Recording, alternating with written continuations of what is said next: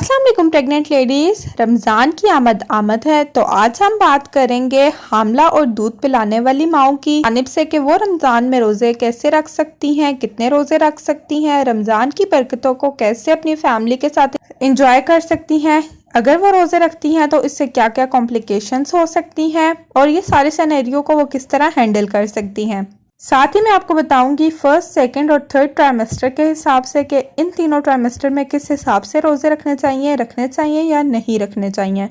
साथ ही साथ हम दूध पिलाने वाली माँ के बारे में डिस्कस करेंगे कि किस सूरत में वो रोज़ा छोड़ भी सकती हैं या नहीं छोड़ सकती। तो ये सब हम आज की वीडियो में डिस्कस करेंगे। अगर आप प्रेग्नेंट हैं तो आप हमारी वीडियो को एंड तक देखें। हमारे चैनल मदर डायरी को सब्सक्राइब करें, बेल आइकन को प्रेस करें ताकि आपको हमारे आने वाली हर वीडियो का नोटिफिकेशन मिलता रहे। वीडियो को लाइक और शेयर करें। तो चलिए स्टार्ट करते हैं।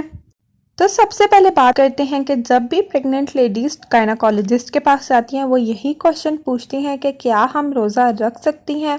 तो यहाँ पे मैं आपको बताऊंगी कि डॉक्टर क्या क्या अवामिल देखकर पेशेंट को डिटेल देते हैं।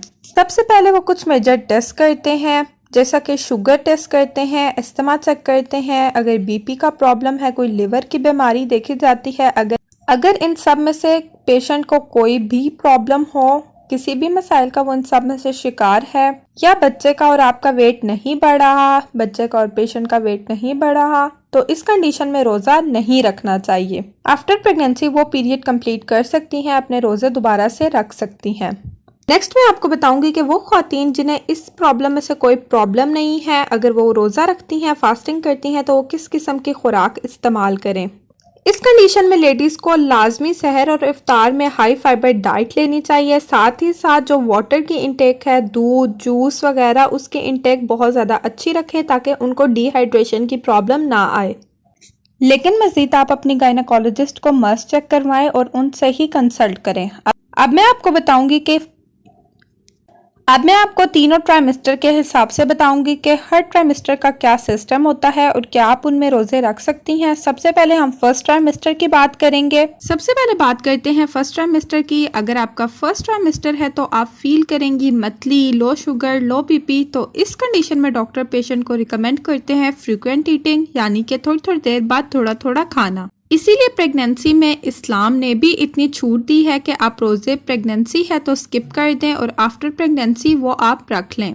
According to science doctor patient को यही रिकमेंड करते हैं कि वो फास्टिंग ना करें, क्योंकि बहुत ज़्यादा टाइम के लिए मैदा खाली हो जाता है, शुगर और बीपी लो हो जाता है, मैदे में एसिड बनना स्टार्ट हो जाता है और मैदे में एसिड बनने की वजह से बहुत ही स्वेयर किस्म की वॉमिट पतली फील होती है। डॉक्टर्स यही रिकमेंड करते हैं कि फर्स्ट ट्राइमेस्टर में आपको फास्टिंग नहीं करनी चाहिए, लेकिन अगर आपकी कंडीशन है, आपकी कैपेसिटी है रोज़ा रखने की, तो आप अपनी गायनाकोलॉजिस्ट से डिस्कस कर लें और रोज़ा रख लें।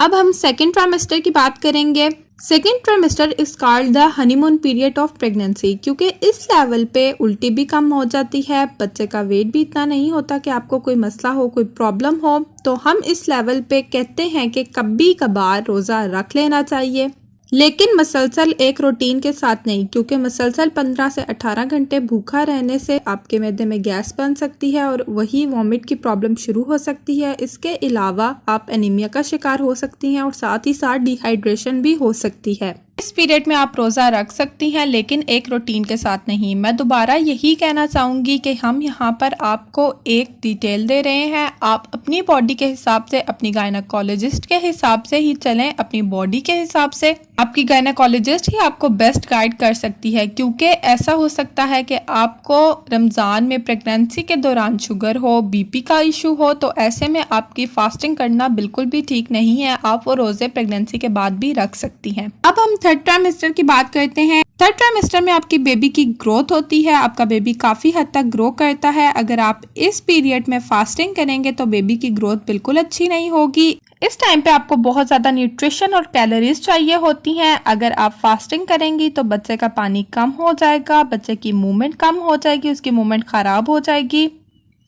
तो फास्टिंग के अंदर अगर आपके बच्चे की मूवमेंट कम हो जाती है तो ऐसे में आपको अपना फास्ट भी ब्रेक करना होगा। 15 घंटे तो बिल्कुल भी फास्ट नहीं कर सकती। लास्ट ट्राइमेस्टर में तो बहुत ज़्यादा फ्रीक्वेंट मीलिंग का कहा जाता है कि आप बार बार 2-2 घंटे बाद थोड़ी थोड़ी देर बाद कुछ ना कुछ लेती रहें, खाती रहें। तो अगर आप प्रॉपर फास्टिंग करेंगी तो लास्ट ट्राइमेस्टर में आपका पानी खत्म होने का खतरा हो सकता है, और अगर पानी खत्म हो जाएगा तो बच्चे के पेट में डेथ होने के चांसेस ज़्यादा होते हैं। इसके अलावा सी सेक्शन के चांसेस ज़्यादा होते हैं और इससे वर्स्ट कंडीशन भी हो सकती है। अकॉर्डिंग टू साइंस आपको फर्स्ट और थर्ड ट्राइमेस्टर में फास्टिंग नहीं करनी चाहिए। आप वही रोजे आफ्टर प्रेगनेंसी रख सकती हैं। सेकंड में आप ब्रेक के साथ फास्टिंग कर सकती हैं, लेकिन अपनी गायनेकोलॉजिस्ट से, अपने डॉक्टर से कंसल्ट करके। पे मैं बताना चाहूंगी कि क्या दूध पिलाने वाली माएँ रोजा छोड़ सकती हैं। बस मैं आपको यही कहना चाहूंगी कि अगर आप अपने बेबी को फीड कराती हैं, अपने बच्चे को दूध पिलाती हैं, अगर आप रोज़ा रखती हैं और रोज़ा रखने की वजह से आपका दूध कम है, आपके बच्चे को प्रॉपर फीड नहीं मिल रही, तो आप रोज़ा छोड़ सकती हैं। लेकिन अगर आप फास्टिंग करती हैं और आपका दूध प्रॉपर आ रहा है, बच्चे को प्रॉपर खुराक मिल रही है, तो आप रोज़ा स्किप नहीं कर सकती हैं, आपको रोज़ा रखना होगा। लेकिन अगर ऐसा हो जाता है कि पहले प्रेगनेंसी की वजह से आपने रोजे नहीं रखे, उसके बाद सेकंड रमजान में आपके बच्चे की फीड का मसला आ गया, फिर थर्ड टाइम आप दोबारा प्रेग्नेंट हो गई, आपने रोजे नहीं रखे, फिर फीड का इशू, तो ऐसा हरगिज नहीं हो सकता।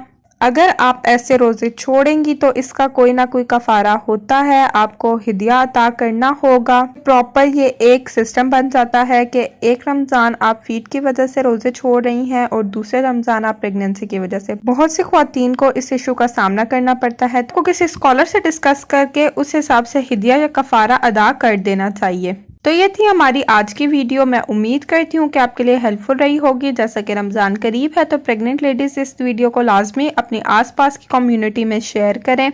वीडियो पसंद आए तो कमेंट बॉक्स में ज़रूर बताएं। अगर इससे रिलेटेड कोई क्वेश्चन है तो हमसे लाजमी पूछें। हमारे चैनल मदर डायरी को सब्सक्राइब करें, बेल आइकन को प्रेस करें, वीडियो को लाइक और शेयर करें। डिफरेंट वीडियोस के लिए हमारे चैनल मदर डायरी को ज़रूर विजिट करें, चाहे वो बेबी से रिलेटेड हो या प्रेगनेंसी से रिलेटेड। अपना बहुत बहुत ख्याल रखें, हमें अपनी दुआओं में याद रखें। अल्लाह हाफिज़।